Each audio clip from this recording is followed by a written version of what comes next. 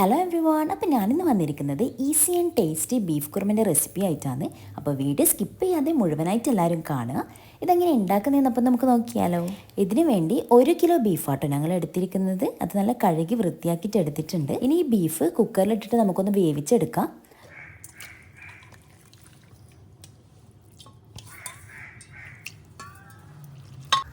ഈ വേവിക്കാൻ വെച്ച ബീഫിലേക്ക് കുറച്ച് കറിവേപ്പില, 1 ടീസ്പൂൺ കുരുമുളക് പൊടി, പിന്നെ ആവശ്യത്തിന് ഉപ്പ് കൂടി ചേർക്കുക.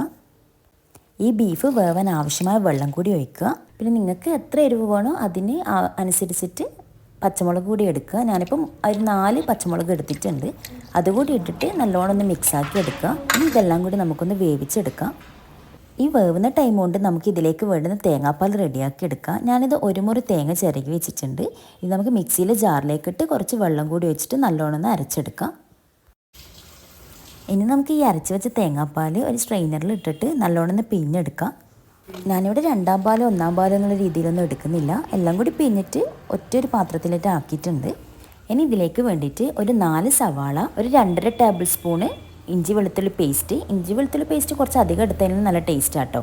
പിന്നെ ഒരു 10-11 കാഷ്യൂ കൂടി എടുത്തിട്ടുണ്ട്. ഇനി നമുക്കൊരു പാൻ എടുത്തിട്ട് ഓയിൽ ഒഴിച്ചു കൊടുക്കാം. ഓയിൽ ചൂടായി വരുമ്പോൾ ഒരു ടീസ്പൂണ് ചെറിയ ജീരകം അതിലേക്ക് ഇട്ട് കൊടുക്കുക. ഞാൻ ഫസ്റ്റ് ചെറിയ ജീരകം ഇടാൻ വിട്ടുപോയി. ഞാൻ ഫസ്റ്റ് തന്നെ ഉള്ളിയാട്ടോ ഇട്ടത്. പിന്നെ ഉള്ളി ഒരു സൈഡിലേക്ക് മാറ്റി വെച്ചിട്ട് സെൻറ്ററിൽ ഞാൻ കുറച്ച് ജീരകം ഇട്ട് കൊടുത്തിട്ടുണ്ട്. അപ്പോൾ നിങ്ങൾ ചെയ്യുമ്പോൾ ഫസ്റ്റ് ജീരകം ഇട്ട് കൊടുക്കുക. എന്നിട്ട് അതിന് ശേഷം സവാള ആഡ് ചെയ്യുക. സവാള ഇട്ടതിന് ശേഷം ഒന്ന് നന്നായി ഇളക്കി കൊടുക്കുക. പിന്നെ ഇതിലേക്ക് ഇഞ്ചി വെളുത്തുള്ളി പേസ്റ്റ് ആഡ് ചെയ്യുക. അതുപോലെ തന്നെ നമ്മൾ എടുത്ത് വെച്ച കാഷ്യൂ കൂടി ആഡ് ചെയ്ത് കൊടുക്കുക. എന്നിട്ട് നല്ലോണം ഒന്ന് മിക്സ് ചെയ്തിട്ട് ഒരു ഗോൾഡൻ കളർ ആവുന്നത് വരെ നല്ലോണം ഒന്ന് മിക്സ് ചെയ്ത് വെക്കുക. അപ്പോൾ ഈ ഒരു റെസിപ്പി യൂസ് ചെയ്തിട്ട് നമുക്ക് ഈ ഒരു കുറുമ പെട്ടെന്ന് തന്നെ റെഡിയാക്കി എടുക്കാം. ഞാൻ നേരത്തെ ജീരകം ഇടാൻ മറന്നതുകൊണ്ട് തന്നെ ഇപ്പോൾ ആട്ടോ ഇട്ട് കൊടുത്തത്. അത് നിങ്ങൾ ചെയ്യുമ്പോൾ ഞാൻ നേരത്തെ പറഞ്ഞ പോലെ ഫസ്റ്റ് ജീരകം പൊട്ടിച്ചതിന് ശേഷം ഈ ഒരു ഈ ഉള്ളിയൊക്കെ ഒന്ന് വാട്ടിയെടുക്കുക കേട്ടോ. ഈ ഒരു ടൈമിൽ നമുക്ക് 1 ടീസ്പൂണ് മല്ലിപ്പൊടി ആഡ് ചെയ്യാം. എന്നിട്ട് നല്ലോണം ഒന്ന് മിക്സാക്കി എടുക്കുക. പിന്നീട് ഇതിലേക്ക് 1 ടീസ്പൂണ് കുരുമുളക് പൊടി ആഡ് ചെയ്യുക. പിന്നീട് നല്ലോണം മിക്സ് ചെയ്യുക. ഒരു ബ്രൗൺ കളർ ആവുന്നത് വരെ നല്ലോണം ഒന്ന് മിക്സ് ചെയ്തെടുക്കുക. അങ്ങനത്തെ സവാളയൊക്കെ റെഡി ആയിട്ടുണ്ട്.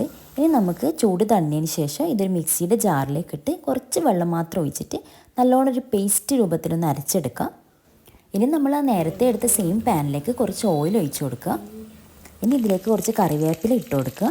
പിന്നെ നേരത്തെ നമ്മൾ ആക്കി വെച്ച ആ സവാളൻ്റെ മിക്സ് കൂടി ഇതിലേക്ക് ഒഴിച്ചു കൊടുക്കുക. ഈ ടൈമിൽ നമുക്ക് ഫ്ലെയിം ഒന്ന് കുറച്ചൊരു ലോ ഫ്ലെയിമിലാക്കിയിട്ട് വെക്കാം. എന്നിട്ട് നല്ലോണം ഒന്ന് മിക്സ് ചെയ്തെടുക്കുക. ഒന്ന് ആ ഒരു പച്ചമണമൊക്കെ മാറുന്നത് വരെ ഒന്ന് നന്നായിട്ടൊന്ന് മൂപ്പിച്ചെടുക്കാം നമുക്ക്. ഇതിപ്പം കുറച്ച് ടൈറ്റ് ആയതുകൊണ്ട് ഞാൻ കുറച്ച് വെള്ളം കൂടി ആഡ് ചെയ്തിട്ട് നല്ലോണം ഒന്ന് മിക്സ് ചെയ്തെടുക്കുന്നുണ്ട്. നെക്സ്റ്റ് ഇനി ഈ മിക്സ് ഒന്ന് ജസ്റ്റ് ഒന്ന് തിളച്ച് വരുമ്പോൾ നമുക്ക് വേവിച്ച് വെച്ച ബീഫ് ആ വെള്ളത്തോടു കൂടി തന്നെ ഒഴിച്ചു കൊടുക്കാം. ഇനി ഈ ബീഫിലേക്ക് ആ മസാലയൊക്കെ ഒന്ന് ഇറങ്ങുന്നത് വരെ നമുക്ക് ഈ ലോ ഫ്ലെയിമിലേക്ക് ഇട്ടതിന് ശേഷം നല്ലോണം ഒന്ന് മിക്സ് ചെയ്തെടുക്കാം. ഈ ബീഫ് ഇതിലേക്ക് കിടന്നിട്ട് ഒന്ന് തിളക്കണം. അപ്പോൾ ആ ഒരു ടൈമിലാട്ടോ നമുക്ക് ഈ ബീഫിലേക്കുള്ള എല്ലാം കൂടി ഒന്ന് മിക്സ് ആയിട്ട് വരിക. അങ്ങനത്തെ നല്ലോണം തിളക്കുന്നുണ്ട്. ഈ ഒരു ടൈമിൽ ഈ കറി ഒന്ന് ചെറുതായിട്ട് കുറുകി വന്നിട്ടുണ്ട്. ഈ ഒരു ടൈമിൽ നിങ്ങൾ ഉപ്പൊക്കെ ഒന്ന് ചെക്ക് ചെയ്തിട്ട് വേണമെന്നുണ്ടെങ്കിൽ ഇടുക കേട്ടോ. ഇതിപ്പോൾ ഉപ്പൊക്കെ കറക്റ്റാണ്. ഇനി ഇതിലേക്ക് നമ്മൾ നേരത്തെ ആക്കി വെച്ച തേങ്ങാപ്പാൽ ഫുൾ ഒഴിക്കുന്നുണ്ട് കേട്ടോ.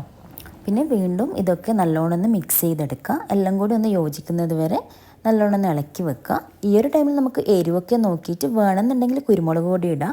എനിക്കിപ്പോൾ ഞാൻ ജസ്റ്റ് ഒരു 1 ടീസ്പൂൺ കുരുമുളക് പൊടി ഒന്നുകൂടി ഇട്ട് കൊടുത്തിട്ടുണ്ട്. പിന്നെ ഒരു 1/4 ടീസ്പൂൺ ഗരം മസാല കൂടി ആഡ് ചെയ്ത് കൊടുക്കുക. എന്നിട്ട് വീണ്ടും നല്ലോണം ഒന്ന് മിക്സ് ആക്കി എടുക്കുക. ഇനി നമുക്ക് ലാസ്റ്റായിട്ട് കുറച്ച് കറിവേപ്പിലയും മല്ലിയിലയും കൂടി ആഡ് ചെയ്ത് കൊടുക്കുക. എൻ്റെ കയ്യിലിപ്പം മല്ലിയില ഇല്ലാത്തതുകൊണ്ട് ഞാൻ കറിവേപ്പില മാത്രമേ ഇട്ട് കൊടുത്തിട്ടുള്ളൂ. മല്ലിയില ഇടുമ്പോൾ കുറച്ചും കൂടി ടേസ്റ്റ് കൂടുതലായിരിക്കും കേട്ടോ. അപ്പം നമ്മളെ ബീഫ് കുറുമ ഇവിടെ സെറ്റായിട്ടുണ്ട്. അടിപൊളിയാട്ടോ. ഒരിക്കലെങ്കിലും ട്രൈ ചെയ്യേണ്ട ഒരു ഐറ്റം. നമുക്ക് ഈസി ആയിട്ട് തയ്യാറാക്കാൻ വേണ്ടി പറ്റും. അപ്പോൾ എല്ലാവരും ഒന്ന് ട്രൈ ചെയ്ത് നോക്കുക. വീഡിയോ ഇഷ്ടപ്പെട്ടാൽ ലൈക്ക് ചെയ്യുക, ഷെയർ ചെയ്യുക, സബ്സ്ക്രൈബ് ചെയ്യുക. നെക്സ്റ്റ് വീഡിയോ ആയിട്ട് വരുന്നത് വരെ ബൈ.